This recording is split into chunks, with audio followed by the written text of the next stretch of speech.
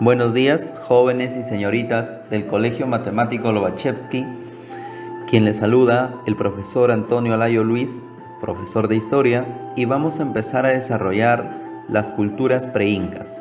Ya hemos trabajado lo que son los antiguos pobladores peruanos y ahora vamos a ingresar a las altas culturas del Perú. Entonces, vamos a hablar sobre la alta cultura peruana. Algunos historiadores, cuando utilizan el término alta cultura peruana, se refieren a las manifestaciones de esas culturas que desde hace aproximadamente unos 2000 años con Chavín se puede observar en el hombre peruano. Muestras de un estado cultural superior al de sus antecesores, por ejemplo a los del periodo lítico y a los del periodo arcaico. Prueba de esto es el desarrollo artesanal, la creación de las formas más complejas de organización social y política, la constitución de pueblos en donde cada uno tiene una especialidad, el desarrollo agrícola y ganadero y la difusión de ideas religiosas. Al periodo en el que se representan las primeras manifestaciones de la alta cultura peruana se le llama formativo, según Luis Guillermo Lumbreras, y según John Rowe se le llama horizonte temprano. Nosotros debemos determinar que para Guillermo Lumbreras lo más importante son las relaciones económico-sociales. ¿Qué es lo que ellos producen? ¿Qué es lo que ellos o cómo se relacionan estas personas en esta época? Sin embargo, para John Rowe lo más importante es la cerámica. ¿Por qué? Porque es una manifestación cultural adicional a las que ya tienen.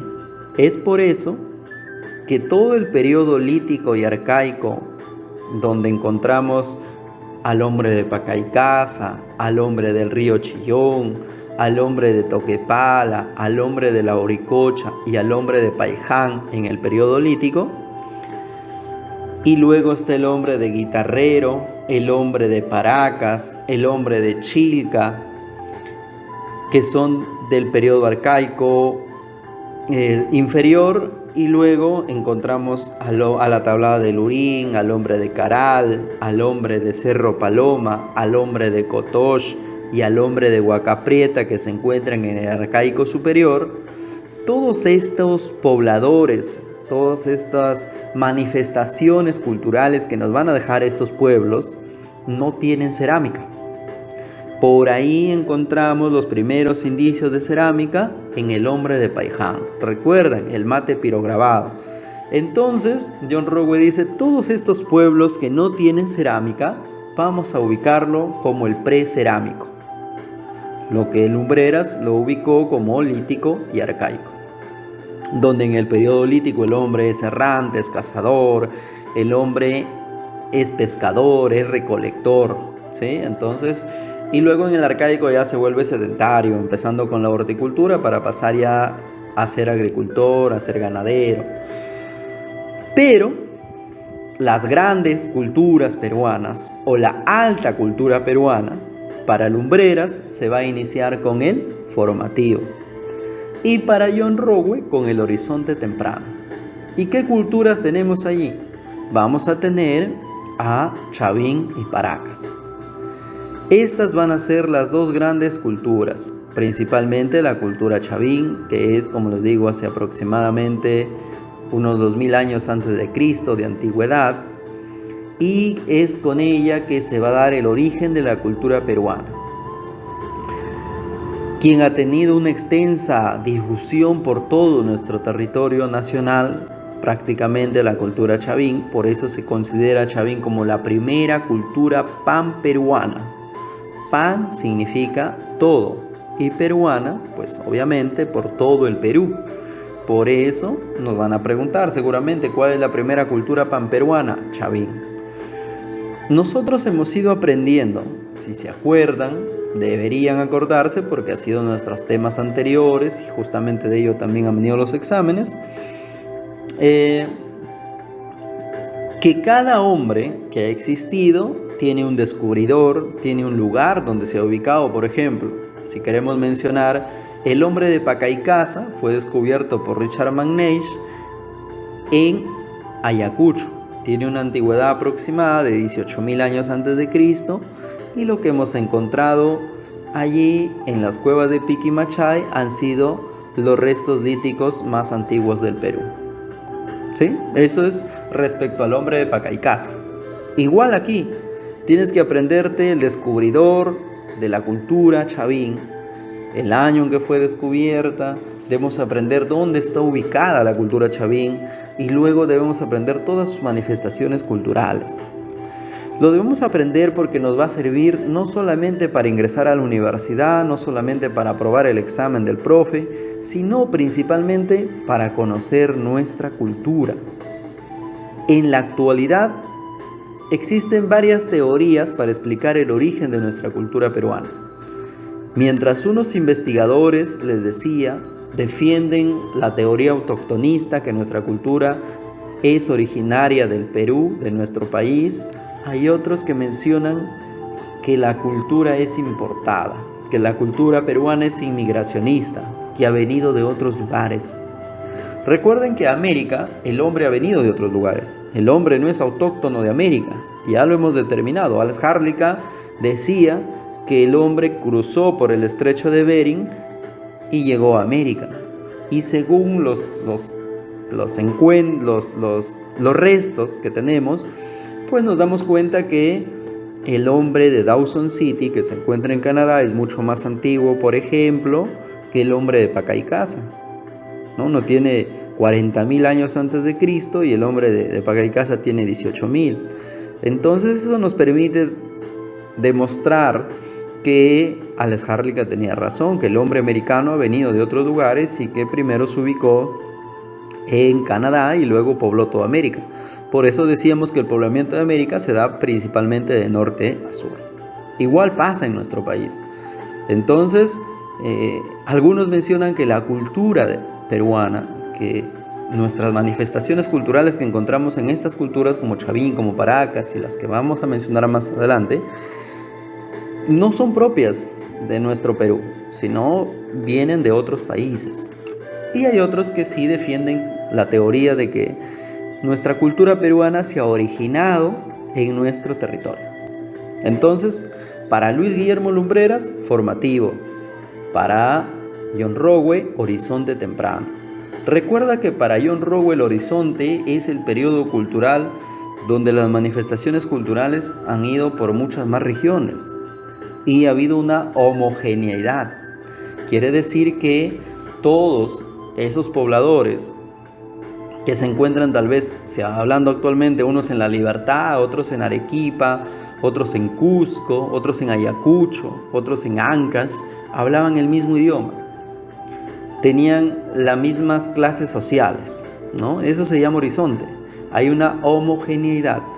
En cambio, en un intermedio, según John Rowe, no hay diferencias entre un pueblo y otro. Por ejemplo, en el intermedio temprano, o en el primer intermedio, o en el primer desarrollo regional para Luis Guillermo Lumbreras, estos pueblos son diferentes, son distintos. Los mochicas tienen cosas distintas a los nazca. Y los dos son distintos a los tiahuanaco, que son las tres culturas de este periodo: mochica, nazca y tiahuanaco. Los mochicas se han desarrollado principalmente en la costa norte del Perú. Su centro más importante ha sido el Valle de Moche, donde nosotros nos ubicamos en la actualidad. Nosotros somos, digamos, descendientes o tenemos a nuestros antecesores, a nuestros antepasados, los mochicas. Luego los nazca, que se han ubicado en Ica, Lima, parte de Arequipa. Y tiahuanaco, pues, que se ha desarrollado en el altiplano peruano-boliviano. Eso implica que estas tres culturas son distintas, son diferentes. Por ejemplo, los mochica tienen su propio dios, los nazca tienen su propio dios, los tiahuanacos su propio dios. Son distintas sus cerámicas, son distintas sus manifestaciones culturales. Por lo tanto, no hay similitud. Al no haber similitud, hablamos de un intermedio. Luego viene el segundo horizonte cultural, o el horizonte medio, según John Rowe, y según Lumbreras, el Imperio Wari. La cultura Wari va a ser considerada la segunda cultura panperuana del Perú. ¿Por qué? Porque ya mencionamos que una cultura panperuana es aquella que va a llevar sus manifestaciones culturales por todo el territorio. Pan de todo y peruana por todo el territorio del Perú. Entonces, Wari precisamente es esa cultura. Y además va a ser considerada el primer imperio del Perú. Cuando me preguntan cuál es el primer imperio del Perú, es Wari. Y luego viene el segundo intermedio, o el intermedio tardío, o los estados regionales para Lumbreras, donde nuevamente encontramos, ya no va a haber similitudes, ya no va a haber homogeneidad entre las manifestaciones culturales, sino van a ser distintas unas de otras. Por lo tanto, nosotros vamos a llamarle nuevamente intermedio. Y estas culturas se han desarrollado o sus manifestaciones culturales son distintas unas de otras. Sican, que está en Lambayeque, Chimú en La Libertad, nuevamente, los chimús, Chincha, que también están en Ica, Lima, los chancas, que se encuentran en Apurímac, y por aquí algunos también mencionan a los chachapoyas, que están en Amazonas. Entonces, estas culturas del intermedio tardío o de los estados regionales según Lumbreras tienen diferencias unas de otras. Por eso es que lo vamos a ubicar en un intermedio. Y por último tenemos el horizonte tardío o el tercer horizonte cultural. Este tercer horizonte cultural vamos a encontrar a los incas. Para Lumbreras, el imperio inca. Los incas ha sido una de las culturas más importantes de nuestro territorio y también del continente americano, ya que ha logrado conquistar, tener varios territorios como Colombia, Ecuador, Perú, Chile, Bolivia y Argentina. Entonces todos esos territorios por donde los incas se desarrollaron hace que sea un gran imperio y sería el segundo imperio del Perú, la tercera cultura panperuana. Eso debes tenerlo muy claro, saber qué culturas son del horizonte temprano, del formativo. Profe, nos vamos a confundir. ¿Cómo sé si una cultura es de formativo, de horizonte temprano? Tienes que aprenderte este cuadrito. En este cuadrito vas a encontrar nuestra periodificación de la cultura peruana. Desde el precerámico, según John Rowe, o el periodo lítico y arcaico, de Lumbreras hasta el periodo de los incas. Y este periodo, todo este periodo, algunos historiadores le llaman periodo autoctonista, porque no hubo influencia de un pueblo extranjero. Vamos a empezar con la teoría inmigracionista, que fue formulada por el arqueólogo alemán Max Uhle, a quien se le considera el pionero de la arqueología peruana. Como pueden observar en el mapa de la izquierda, tenemos el mapita de América, donde se observa la cultura maya y azteca que se han desarrollado en Norte y Centroamérica, las cuales habrían dado origen a la cultura protochimú y protonazca. Por lo tanto, Max Uhle sostiene que la alta cultura peruana no es autóctona, sino que se inició en la costa a base de elementos culturales traídos por mar por hombres procedentes de Mesoamérica, específicamente de la cultura maya y azteca. Max Uhle piensa que la cultura mesoamericana es más antigua que la cultura peruana. Por lo tanto, la ruta de nuestra cultura habría sido Mesoamérica, costa y luego al Ande. Las culturas costeñas más antiguas que las culturas andinas en el Perú. Lo va a sostener en su tesis que la cultura peruana tiene su origen en la cultura maya y azteca. ¿Por qué? Porque según él, los pobladores mesoamericanos al llegar al Perú encontraron hombres con un pésimo desarrollo cultural, a quienes él los calificó de primitivos pobladores de la costa. Y fueron los migrantes, los que llegaron de Mesoamérica, quienes van a dar origen a las culturas mochica y nazca. ¿Cuáles son los fundamentos para la teoría de Maxwell? Que los mayas y los aztecas llegaron por el Océano Pacífico, que es un medio de comunicación muy fácil, porque eran grandes navegantes que lograron llegar. Y al llegar al Perú fundaron las culturas proto-chimú y proto-nazca, que serían más antiguas que las culturas andinas. Otro fundamento vendría a ser la semejanza entre el arte maya-azteca y el arte del antiguo Perú. El parecido de las palabras que existía entre la cultura mesoamericana y las culturas del Perú. Por ejemplo, Cajamarca. En el norte del Perú hay un pueblo que se llama Ichoacán. Este nombre es parecido a Michoacán, ciudad ubicada en México. Otro de los fundamentos es el mito de Nailam, o la leyenda de Nailam, la cual decía que este personaje Nailam era considerado como un dios y que llegó a la costa norte del Perú en tiempos remotos, estableciéndose allí y fundando la cultura chimú. El mito de Nailam, según Maxwell, sería el registro en forma de mito de una migración mesoamericana. Esta teoría de Maxwell va a quedar descartada o va a quedar dejada de lado o tuvo vigencia hasta 1919, porque en ese año el arqueólogo peruano Julio César Tello descubre la cultura chavín.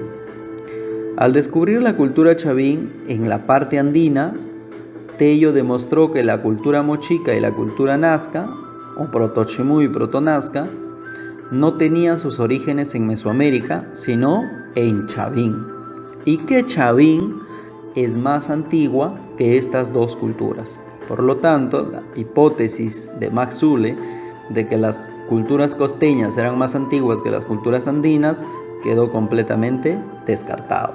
Sin embargo, no podemos negar que sí hay similitudes entre el arte que se practicó en las culturas de Mesoamérica y el arte que se practicó en el Perú. Vamos a continuar con la teoría autoctonista, la cual fue planteada por Julio César Tello. Él es considerado el padre de la arqueología peruana. Julio César Tello sostiene que la cultura chavín es la madre de la alta cultura en el Perú. Es la más antigua y por eso la llama cultura matriz, es decir, que da origen al resto de las culturas, contrariamente a lo que decía Maxwell. Tello sostiene que las culturas nazca y mochica no fueron resultado de importaciones mesoamericanas, sino que su origen se encontraba en Chavín.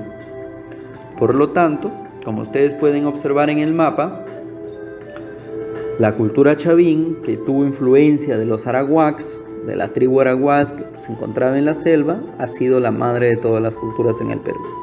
La ruta de nuestra cultura peruana entonces sería desde la Amazonía, luego llegó al Ande y luego a la costa. La tesis que va a sostener Julio César Tello es que la cultura peruana tiene su origen en la cultura chavín.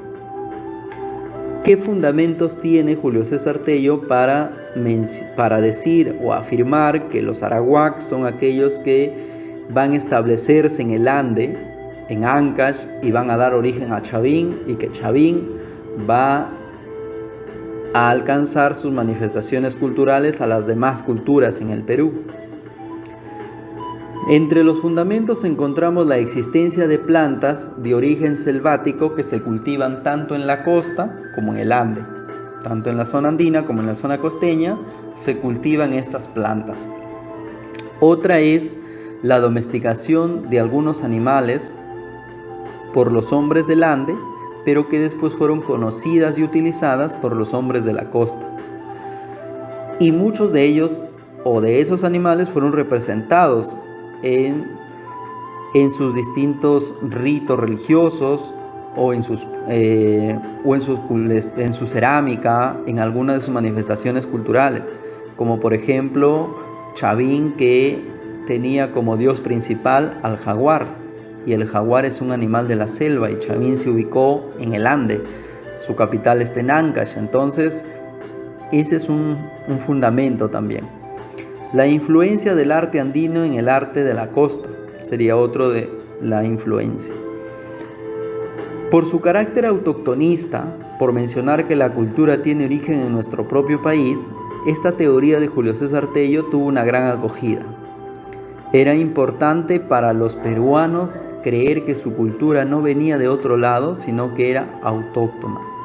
Sin embargo, hasta la actualidad no hay un arqueólogo que haya dicho que haya sostenido lo que Julio César Tello decía acerca de que la cultura mochica y la cultura nazca no tienen origen en Mesoamérica, sino que tienen origen en Chavín.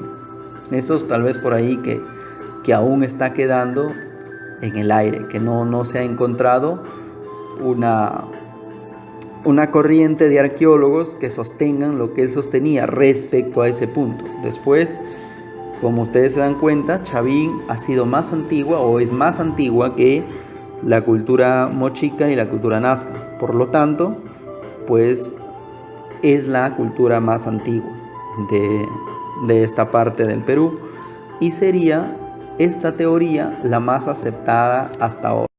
Ahora tenemos a la teoría aloctonista, que fue sostenida por Federico Kaufmann-Doig. Él mencionaba que la cultura americana tiene su origen en la cultura valdivia, que no solo la cultura peruana, sino también la cultura azteca, la cultura maya, tienen su origen en la cultura valdivia, que se encuentra en Ecuador. Porque la cultura valdivia es más antigua, decía, que la cultura chavín y que la cultura azteca. Por lo tanto, es la cultura valdivia la que va a brindar sus manifestaciones culturales tanto a las culturas de Mesoamérica como a la cultura chavín. Como ustedes pueden observar en el mapa del margen izquierdo, la cultura valdivia, que se encuentra en Ecuador, ha brindado sus manifestaciones culturales a Chavín y también ha brindado sus manifestaciones culturales a las culturas de Mesoamérica. Por lo tanto, la cultura valdivia es la cultura madre de todas las culturas en América. ¿Por qué menciona eso? Porque en Valdivia se encontró restos de cerámica. Por último, tenemos a la teoría hologenista, que fue formulada por Luis Guillermo Lumbreras. Como podemos observar en el mapa de la izquierda, vemos que para él la cultura peruana no se ha originado ni en el extranjero, en teoría inmigracionista, ni en el Perú, teoría autoctonista. Él menciona que la cultura peruana tiene su origen en factores internos y factores externos que confluyen todos para poder formar nuestra cultura. Como pueden observar, hay líneas, flechas que llegan al Perú y otras que se van. Eso quiere decir que tanto los factores de nuestro Perú, las propias manifestaciones culturales y las manifestaciones culturales externas han dado origen a la alta cultura en el Perú. Estas son las teorías que explican el origen de la cultura peruana. Vamos a dar inicio de las culturas preincas con la cultura matriz, la cultura madre, la primera cultura panperuana y que pertenece al horizonte temprano o al formativo, dependiendo de si lo estudiamos desde el punto de vista de John Rowe o de Luis Guillermo Lumbreras. Esta cultura fue descubierta por Julio César Tello, que ya sabemos que es el padre de la arqueología peruana, en 1919. La cronología de la cultura chavín se dice que se desarrolló entre los años 1200 a.C. hasta el año 200 después de Cristo aproximadamente. ¿Dónde se ha desarrollado la cultura chavín? Se ha ubicado geográficamente en las orillas del río Moshna y Huachexa, que se encuentran en la provincia de Huari, en el departamento de Ancash, a unos 3.000 metros sobre el nivel del mar aproximadamente. Como ustedes pueden observar en la imagen de la derecha, se puede ver los dos ríos que cruzan por ambos lados del castillo o de uno de los templos de Chavín. Digamos que ahí fue el centro de la cultura Chavín. Sin embargo, su influencia llegó, como pueden observar en el mapa, por el norte hasta Cajamarca y Lambayeque, y por el sur hasta Ayacucho e Ica. Entonces, como pueden ver, esta ha sido la primera cultura panperuana. Su capital es Chavín de Huántar. Tenemos la organización sociopolítica, cómo se organizó políticamente y cómo estaba constituida la sociedad del pueblo Chavín. Fue un estado teocrático. ¿Qué quiere decir que es teocrático?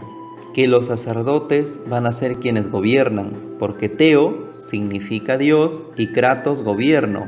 Entonces, los sacerdotes gobiernan en nombre de Dios. Por lo tanto, ellos van a estar en la pirámide social, en la parte más alta, son la clase alta.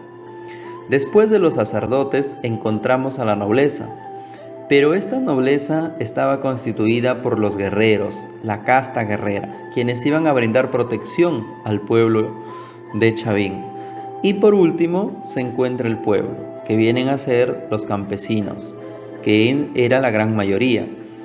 También podrían ser pescadores, ganaderos, dependiendo, pero el pueblo es la gran mayoría y va a estar la última clase social.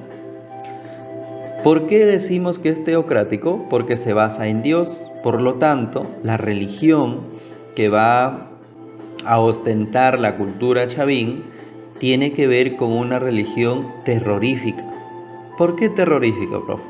Porque a través de la religión van a dominar al pueblo, ¿no? Entonces van a hacer que le teman a los dioses. ¿Y quiénes son los encargados de comunicarse con los dioses, de poder decirle a los dioses que no descarguen su ira contra el pueblo Chavín? Los sacerdotes. Por eso ellos gobernaban.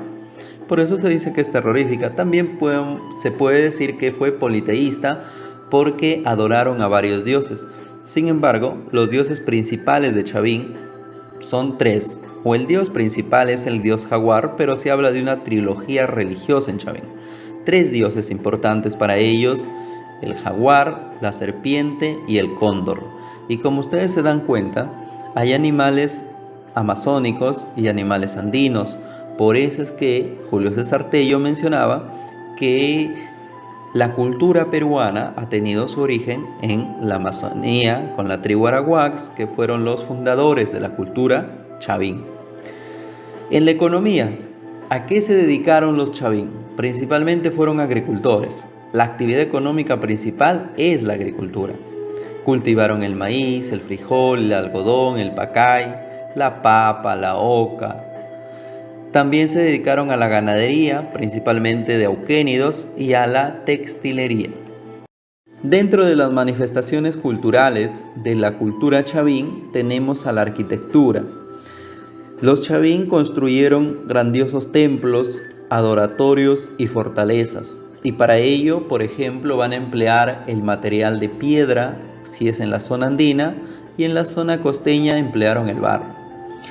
Vamos a ver cómo construían los templos Chavín. Pueden observar en la imagen de la derecha que tenía forma piramidal trunca. Si pueden ver el número 1, tiene forma piramidal trunca, tiene andenes o terrazas que son como tipo escalones. En el número 2 se puede observar edificios en forma de U, que es siempre característica de los Chavín, edificios en forma de U, y las plazas hundidas. Estas plazas hundidas pueden ser circulares o rectangulares, como se observa en el número 4 y número 5.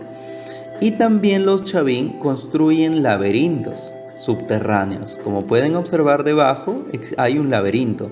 Incluso en el templo Chavín de Huántar, dentro de sus laberintos, encontramos al lanzón monolítico, que ya vamos a ver con detenimiento. Entonces, eso es lo importante de la arquitectura chavín. El templo más importante, como les digo, es Chavín de Huántara, que lo tienen a la mano izquierda, en la parte superior. Esa es la vista del templo Chavín de Huántara. Pero debajo del templo encontramos una pared, porque Chavín de Huántara fue construida con bloques de piedra, cuyas paredes llevan empotradas en su parte exterior las famosas cabezas clavas que ustedes observan. Estas cabezas clavas son los guardianes del templo. Son sacerdotes, se dice que tienen una forma humanoide, felinoide. Su fachada principal sobrepasa los 70 metros de largo y tiene una portada exornada por 2 columnas, que se le llama la Puerta de las Falcónidas. Debajo del templo visible existe un segundo templo subterráneo, con muchas galerías y un pequeño recinto donde vamos a encontrar al Anzón monolítico. Entre otros templos tenemos el templo Chavín de Huántara, está en Ancash, porque ahí es donde se ha desarrollado la cultura chavín. Y en Ancash también vamos a encontrar el templo de Moxeque, de Poncuri, Cerro Blanco, que se encuentran en Casman. En La Libertad hay un templo chavín, se encuentra en Laredo, se llama Huaca de los Reyes, pero más lo conocen como Caballo Muerto. En Lambayeque también encontramos restos arquitectónicos chavín, que por ejemplo está Chongoyape, en Cajamarca, Cunturhuasi y Pacopampa, y en Lima, Cajamarquilla y Garagay. Continuando con las manifestaciones culturales de los chavín, tenemos la cerámica. El material que usaron para realizar o para fabricar su cerámica fue la arcilla. La forma de esta cerámica era globular, como pueden observar en los cerámicos que están en la parte inferior. El del lado izquierdo es conocido como el huaco ceremonial y posee figuras antropomorfas, felinoides, como se puede observar, porque también a través de este huaco podrían los sacerdotes seguir implantando su dominio sobre el pueblo. Entonces, forma globular, base plana, como se puede observar, tiene base plana, tiene un asa gollete o estribo, que ustedes pueden observar, la forma globular, y sobre ella hay un asa. Esa asa es forma de gollete o asa estribo. Y un pico o boca labial, ¿no? Un cuello, y al final termina en un pico o boca labial, pico labial que llaman. El color que emplearon principalmente fue el color negro, y en algunos casos emplearon el rojizo, como pueden ver, el rojo oxidación. Fue monócroma porque usan un solo color. Se dice que la cerámica chavín fue utilitaria e incisa. ¿Por qué utilitaria? Porque estuvo destinada a ofrendas y a diversos usos diarios. Y se dice que es incisa porque decoraron sus ceramios en alto relieve, grabados con punzón o con los dedos, como ustedes pueden observar en el huaco ceremonial. Está grabado en alto relieve. Y la técnica que emplearon fue la técnica de la pintura fugitiva. ¿Qué quiere decir pintura fugitiva? Que es post-cocción.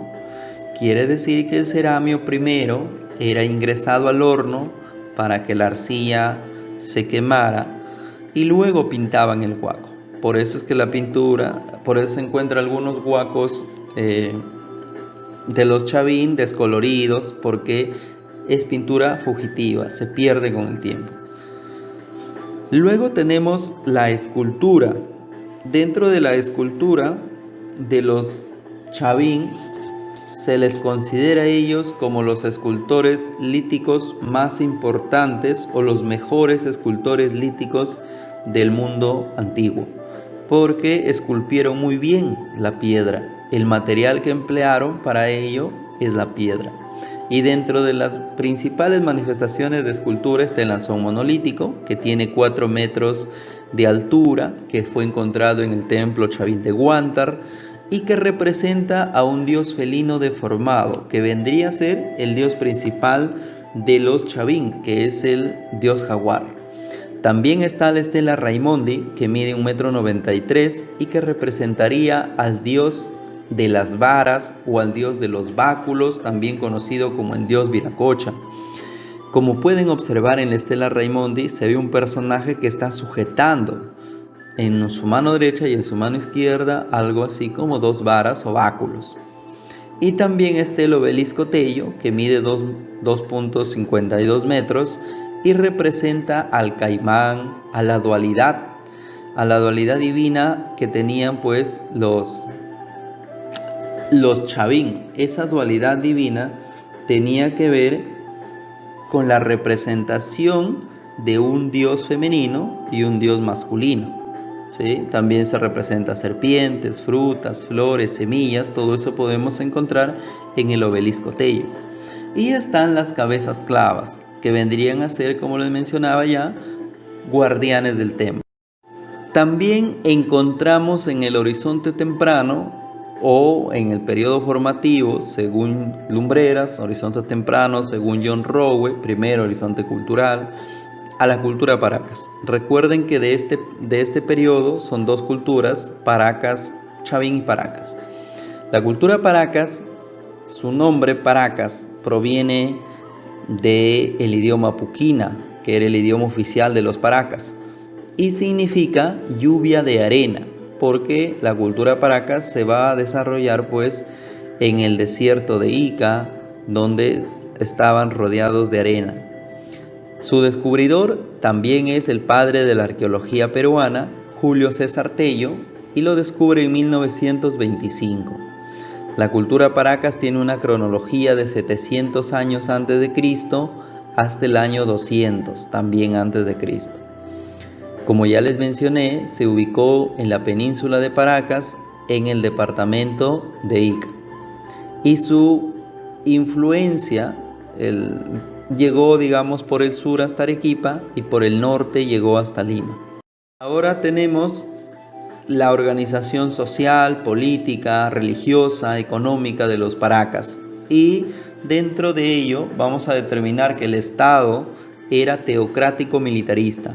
Se gobierna igual en nombre de Dios, como lo hacían los Chavín, y las clases sociales pues son los sacerdotes, los militares y el pueblo. La casta guerrera va a ser la segunda y el pueblo es la tercera clase social, donde se encuentran los campesinos y los artesanos. Dentro de la religión se menciona que es una religión politeísta porque adoran a varios dioses. Sin embargo, el dios principal viene a ser Con, el dios oculado.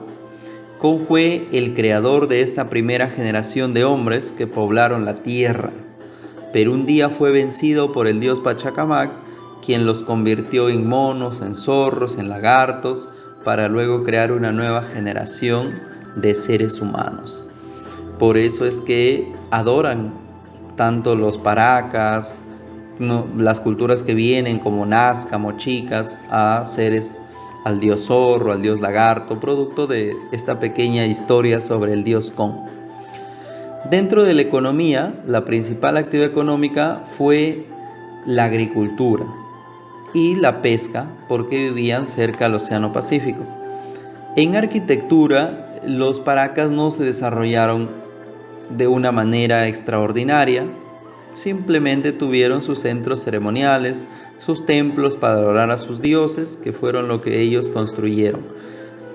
Por ejemplo, Cerro Colorado, que es el lugar donde se desarrollan los Paracas, todo el lugar, digamos toda la zona de Ica donde ellos se desarrollaron se llamaba Cerro Colorado. Ahí se fundó una ciudadela, Tajaguana, Cabeza Larga, Media Luna, la Huaca Soto, la Huaca Alvarado, la Huaca Santa Rosa, la Huaca Ánimas Altas, Pernil Alto, que fue descubierto a fines del 2005, por ejemplo.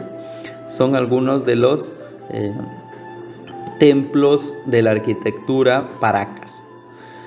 La escritura, se menciona que los Paracas han tenido un tipo de escritura y lo menciona Victoria Jara, Dice que la escritura que habrían tenido es una escritura basada en la geometría, basada en los, digamos, en los diseños geométricos, en las figuras geométricas que ellos hacían en sus mantos. Ya eso le llamó tocapus. Los tocapus entonces vendría a ser una forma de escritura de los paracas, según Victoria Jara. Y el idioma que emplean los paracas, ya hemos mencionado, es el idioma puquí. Paracas se va a dividir en dos periodos y debemos tener presente que cada periodo tiene sus propios avances culturales, sus propias manifestaciones culturales. Está el periodo Paracas Cavernas y el periodo Paracas Necrópolis. En el Paracas Cavernas la cronología es de 700 al año 400 y en el Necrópolis de 400 al año 200. Como ya sabemos, el descubridor de la cultura Paracas es Julio César Tello, pero la ciudad de los muertos, Necrópolis, eso significa necrópolis, fue encontrada por el discípulo de Julio César Tello que se llamaba Toribio Mejía Sexpes. La capital en Paracas Cavernas es Tajahuana y en Paracas Necrópolis Topará. Y la influencia cultural que recibieron los Paracas fue de la cultura chavín, sobre todo en el periodo de Paracas Cavernas. En el periodo Paracas Necrópolis se independizan de esta influencia chavín y ellos ya tienen su propio florecimiento cultural, sin la influencia de otro pueblo, de otra cultura. ¿Por qué se menciona que hay una diferencia? Como podemos observar en las imágenes, está en la forma que ellos enterraban a sus muertos. Por ejemplo, en el periodo Paracas Cavernas, las tumbas de los Paracas son en forma de una copa invertida o en forma de una botella. Estas tumbas se han encontrado en Cerro Colorado y aquí podemos nosotros ver cómo está hecha esta tumba. Tiene un techo que lo hacían a partir de palos y costillas de ballena para cerrar la tumba. Y la tumba pues tenía unos 3 a 5 metros de profundidad. Por lo tanto, se tenía que construir los escalones que observamos para poder llegar al fondo y dejar los famosos fardos funerarios. Y estos fardos funerarios que se dejaban en el fondo de la tumba pertenecían a distintas clases sociales. Por lo general, entre unos 50 fardos funerarios se encontraron en una sola tumba, porque esa sería la cantidad que ellos enterrarían. En cambio, en Paracas Necrópolis ya no es así, ya no se encuentra a todos los muertos juntos, sino se encuentra de forma rectangular la ciudadela de los muertos. Las tumbas son rectangulares y como pueden ver en la imagen también, cada persona tiene su propio espacio.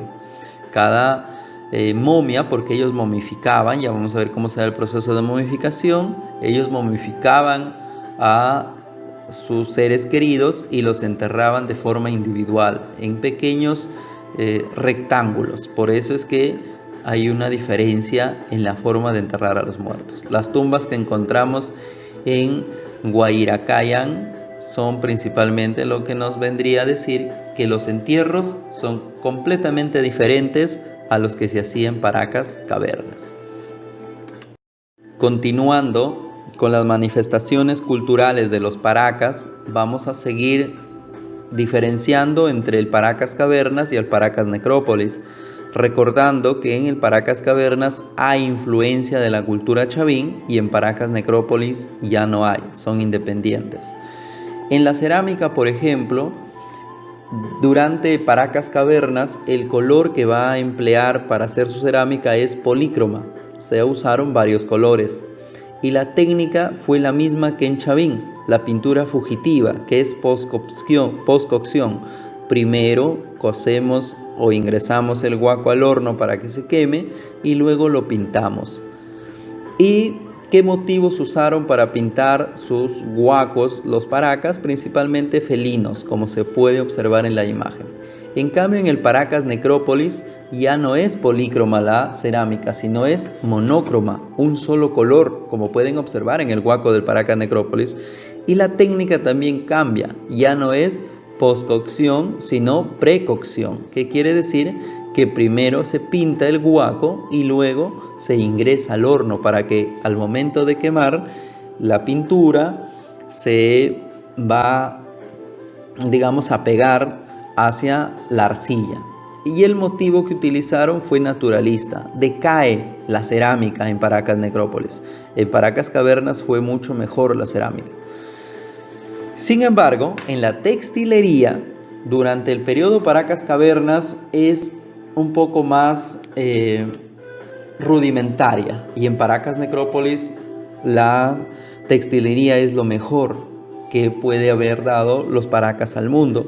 Por eso son considerados los mejores textilistas de América, gracias al desarrollo de la textilería en el periodo Paracas Necrópolis. Entonces, en el periodo Paracas Cavernas, la textilería fue polícroma, al igual que en el Paracas Necrópolis. Ahí no hay problema. Y en ambos representan felinos, seres antropomorfos. Y el material que usan, pues, y la decoración también, ¿no? Es geométrica, que decíamos que son los tocapos. La diferencia está en que estos mantos del periodo Necrópolis van a servir para enterrar a los muertos, los mantos funerarios. Y además que van a usar, por ejemplo, algodón, lana, hilos de oro, hilos de plata, plumas de multicolores, ¿no? Y principalmente usan 3 colores. Es polícroma, pero más se encuentra 3 colores en los mantos Paracas. El rojo, el azul y el amarillo. Son los que más sobresalen en cualquier manto Paracas. Ahora tenemos que la cultura Paracas también se dedicó a la medicina. Fueron los grandes cirujanos del Perú antiguo. Pero vamos a diferenciar en qué periodo se desarrolló. En el periodo Paracas Cavernas, por ejemplo, se dan las trepanaciones craneanas, y en el Paracas Necrópolis se dan las deformaciones craneanas y también las momificaciones. ¿Qué son las trepanaciones craneanas? Tienen una connotación mágico-religiosa por el estatus social, al igual que las deformaciones, ¿verdad? Pero, ¿por qué se trepanaban la cabeza? ¿Por qué lo hacían? Había varias razones por las que hacían, por ejemplo, dolores de cabeza, porque fuiste a la guerra y te hundieron el cráneo, entonces tienen que remover esa parte y sacarlo y colocarle una placa de metal. Principalmente se les colocaba. Aquellos que eran del pueblo se les ponía solo metal, y los que eran de la clase alta se les ponía pues una placa de oro. Ahora, los cirujanos Paracas quirúrgicamente hicieron agujeros en el cráneo para tratar los traumatismos craneanos, que como les digo, que eran provocados muchas veces por las guerras. ¿Qué utilizaron para poder trepanar, para poder realizar? Utilizan, por ejemplo, el cuchillo de obsidiana, que es de piedra, algunos huesos de cachalote, de ballena. Se utiliza como anestesia la hoja de coca, la chicha. Se emborrachaba al enfermo para que así pudiera resistir el dolor. Luego, en el Paracas Necrópolis vamos a encontrar ya las deformaciones craneanas. ¿Y qué eran las deformaciones craneanas? También era para diferenciar el estatus social. Solamente se van a deformar el cráneo las personas de alto rango. Era una minoría la que se deformaba el cráneo. Todo el pueblo no lo hacía, porque justamente era para la diferenciación de clases sociales. Entonces, si querías diferenciar las clases sociales, no a todos podrías deformarlo el cráneo. Y la deformación craneana tiene que ver con poner unas tablillas, como se ve en la imagen, en la parte frontal y occipital del cerebro, y amarrar con una soguilla para que la cabeza se alargara, o el cráneo se alargara, ¿no? Los cráneos alargados. Pero recuerda que ellos no son los primeros en deformar los cráneos. ¿Quién deformaba cráneos? Ya el hombre de la Auricocha lo hacía. Es el primero en deformarse los cráneos. Y también tenemos las momificaciones. ¿Por qué se momificaba? Porque los Paracas creían en la inmortalidad del alma y decían que momificando a a sus seres queridos, estos iban a nacer en la otra vida e incluso eran enterrados en forma fetal. ¿Por qué en forma fetal? Porque iban a volver a nacer. Ahora, para enterrar a los cadáveres se momificaba y el procedimiento era más o menos de la siguiente manera. Se extraían primero los intestinos, las vísceras y el corazón del cadáver. Luego se cortaba la cabeza por la base del cráneo para vaciar la masa encefálica, para sacar el cerebro. Aunque hay momias con masa encefálica, sin embargo, lo más común era que se le sacara el cerebro. Colocaban en la cuenca de los ojos tapones de algodón y se extraían los músculos mediante incisiones en las extremidades inferiores y superiores. Finalmente, se les momificaba introduciendo el cadáver en cal, en ají molido, en sal molida y con la flor de ñuña en polvo, la brea y otros ingredientes para que no se descomponga el cadáver. Por último, se le colocaba en un canasto de junco, como se puede observar en la imagen, para finalmente envolverlo con los mantos funerarios con telas de distinta calidad. Obviamente, ese manto funerario pues, tenía que ver con la clase social en la que te encontrabas. Y aquí podemos nosotros observar las telas, luego los paños de algodón, la momia y la cesta. Eso era un fardo funerario. Ahora vamos a entrar al intermedio temprano. Recordemos que en el intermedio temprano se va a dar cuando la cultura chavín llega a su fin, cuando la cultura chavín termina, deja de existir.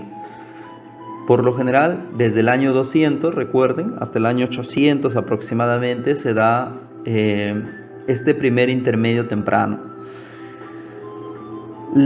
Digamos que aquí se convierten todos los estados, todas las culturas de esta época en estados teocráticos militaristas, donde van a gobernar los sacerdotes y las castas guerreras.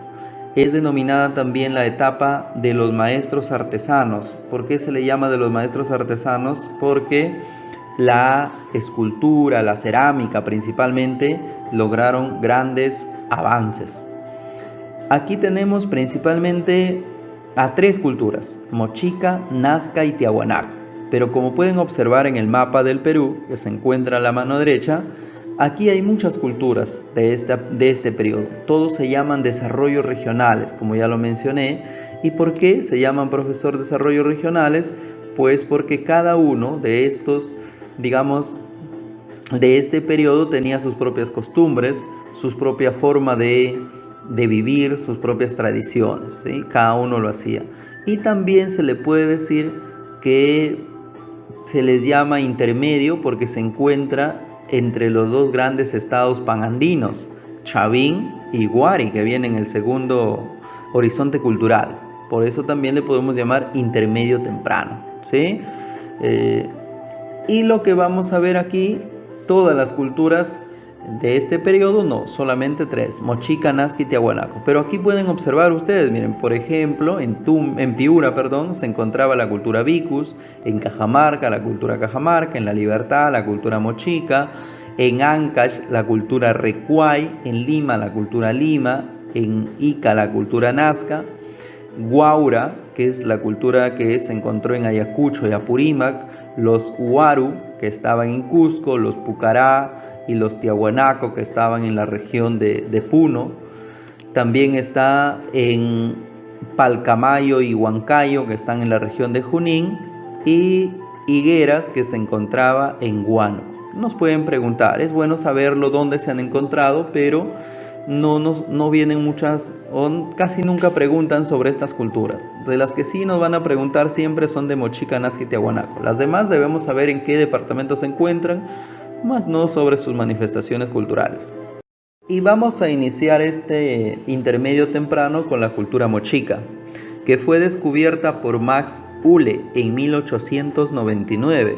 ¿Y cuándo se descubrió, Chavín?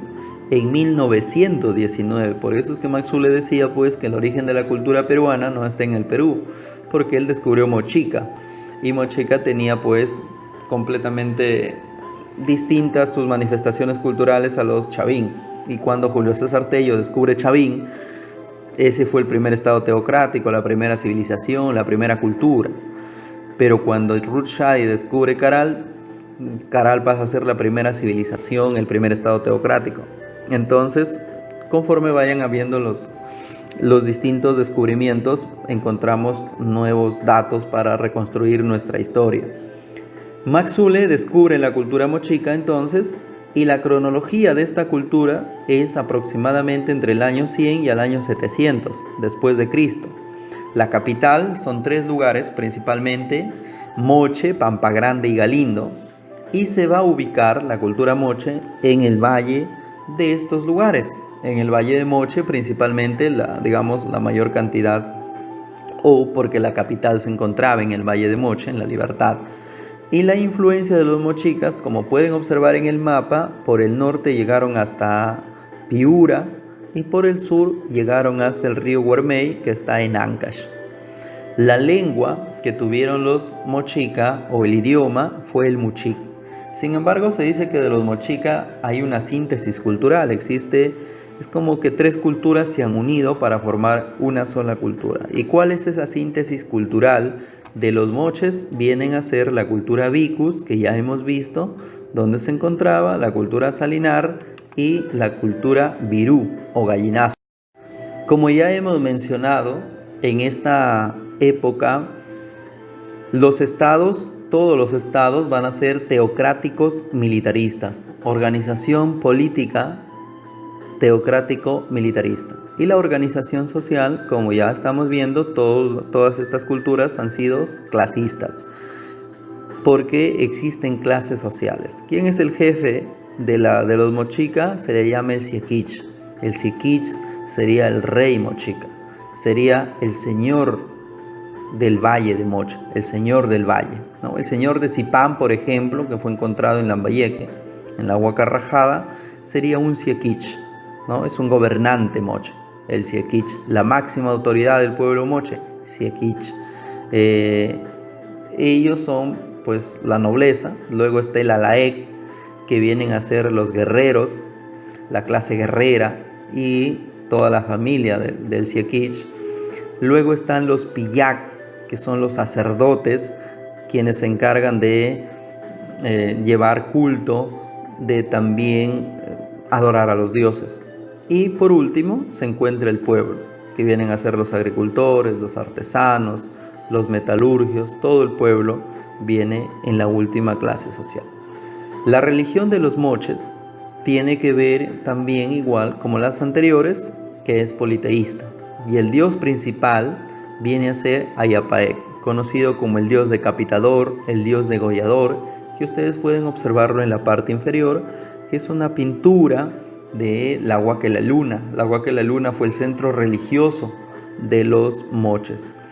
Como ustedes pueden observar, este dios degollador, decapitador, que tiene pues una forma felinoide, antropomorfa, para, digamos, de esta manera sea un dios decapitador, sea un dios terrorífico, que el pueblo pueda subyugarse y pueda ser dominado por la clase alta. La economía, vamos a tener que también es la agricultura la principal actividad económica, y también, como se vive en el desierto, tienen una gran ingeniería hidráulica. Los famosos acueductos o los canales de irrigación o las represas que construyeron los moches. Por ejemplo, tenemos el canal La Cumbre, que hasta hoy en día funciona, que riega el valle de Chicama. La represa de San José, el acueducto de Ascope, que hasta ahora funcionan y que fueron creados o fueron construidos por los mochicas.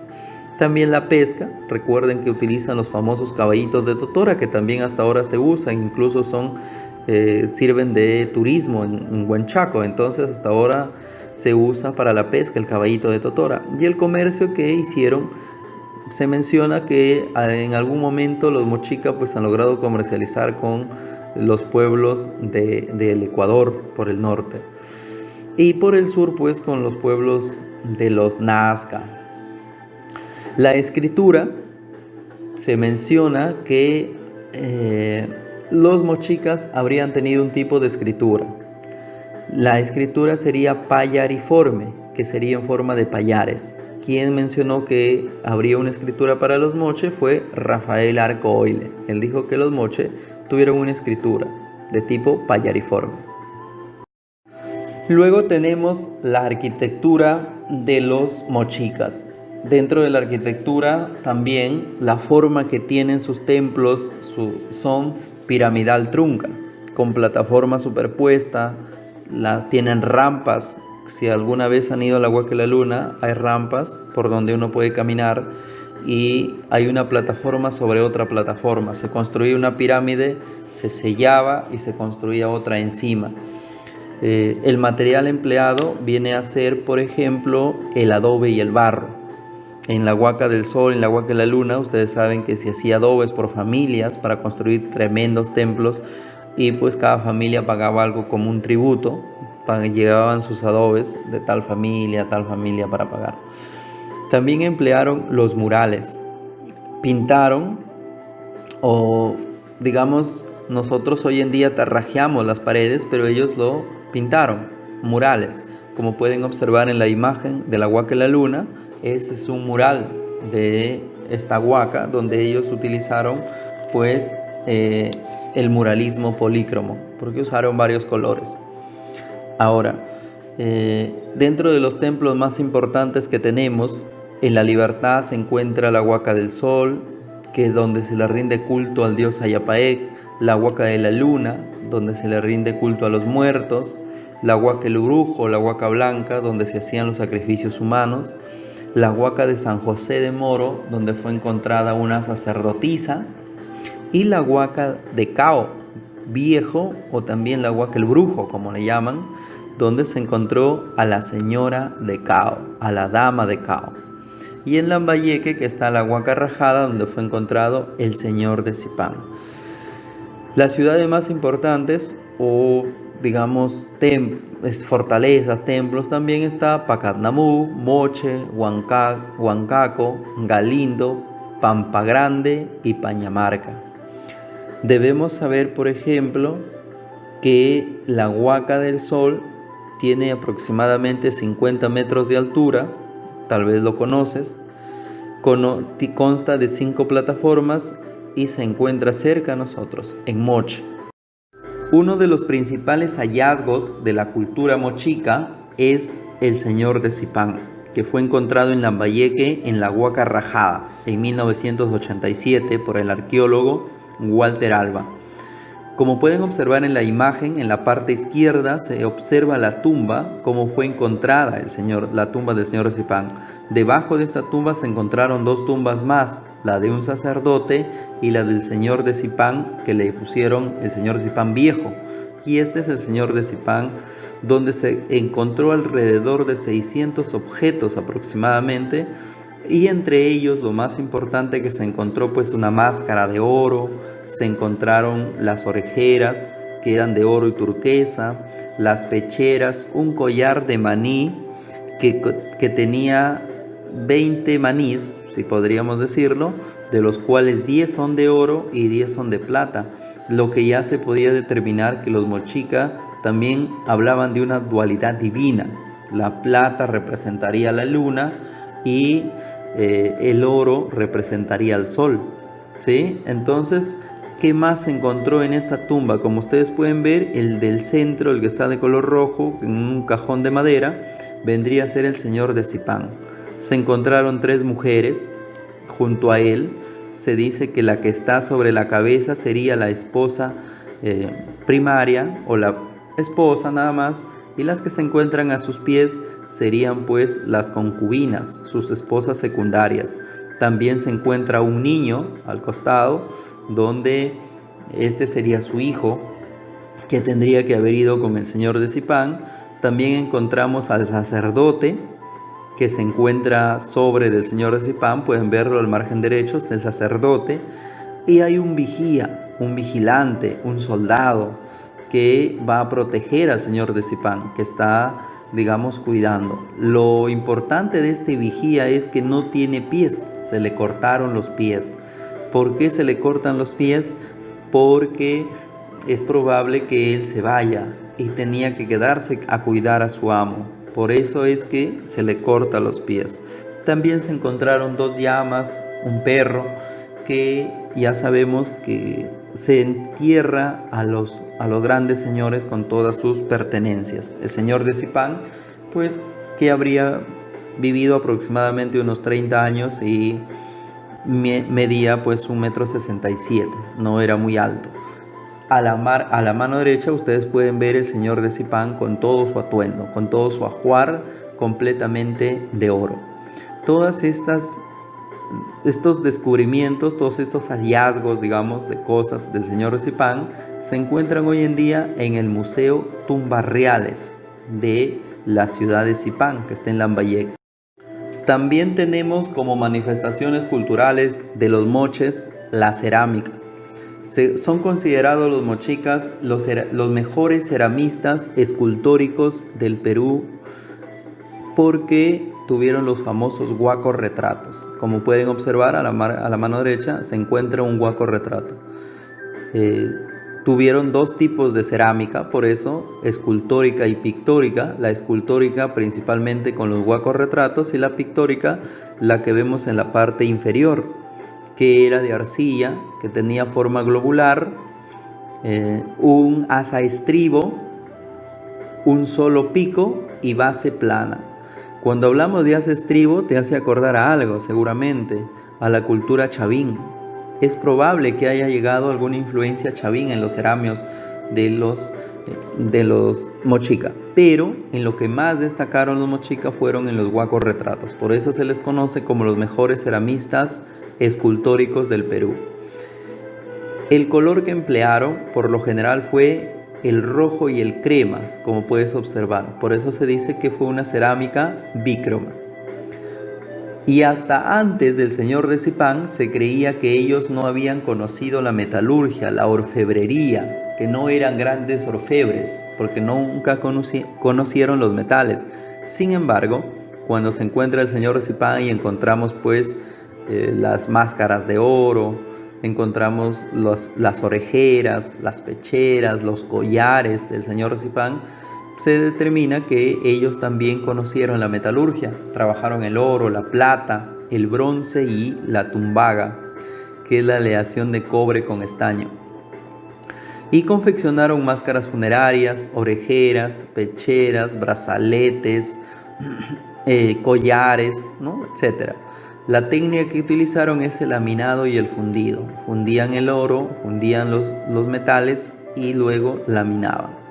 También el moldeado, porque usaban moldes, por ejemplo, para hacer una máscara. Eso sería todo por el día de hoy. Hemos llegado al final de la primera parte de las culturas preincas. Vamos a continuar la siguiente clase. No olvides resolver la práctica del documento adjunto.